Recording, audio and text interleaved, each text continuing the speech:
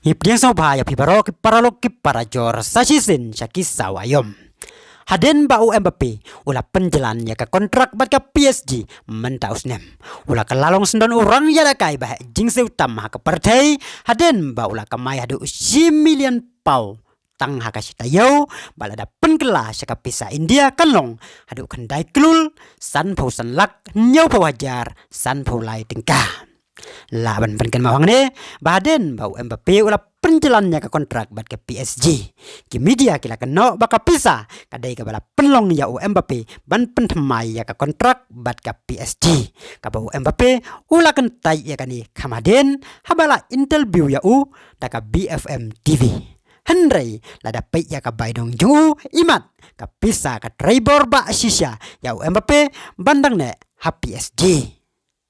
Hakane ka video ngin ya pay ya ki sipangut kirang ya la kai bakam sakman kano ki kamai hakasita yo. Basipau Robert Lewandowski jongka Bayern Munich ubala kamai hadu lais pa san pau hajar hakasita yo.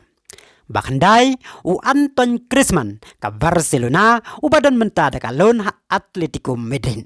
Uni ukamai hadu lais pa san pau reu hajar hakasita yo. Bapra David De Gea ka Manchester United.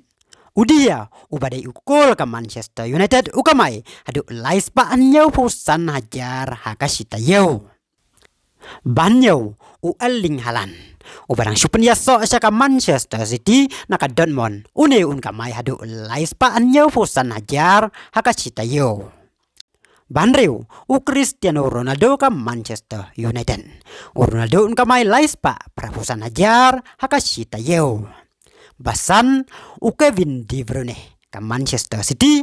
Kevin kamai lais pa prapusan hajar hakasita yo. Basau Muhammad Salah ubadang supen jalan ya ke kontrak bat ke Liverpool kamai saus pa hajar hakasita yo. Balai Neymar ka PSG. Neymar kamai Andreus pa Andreu hajar pau hakasita yo.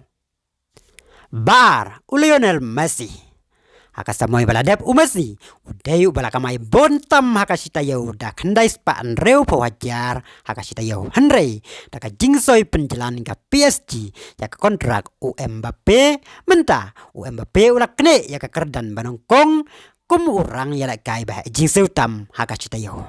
Kublay ya piki para lok para jor tetap do beri sembiang haka way pat ka video kublay sibun.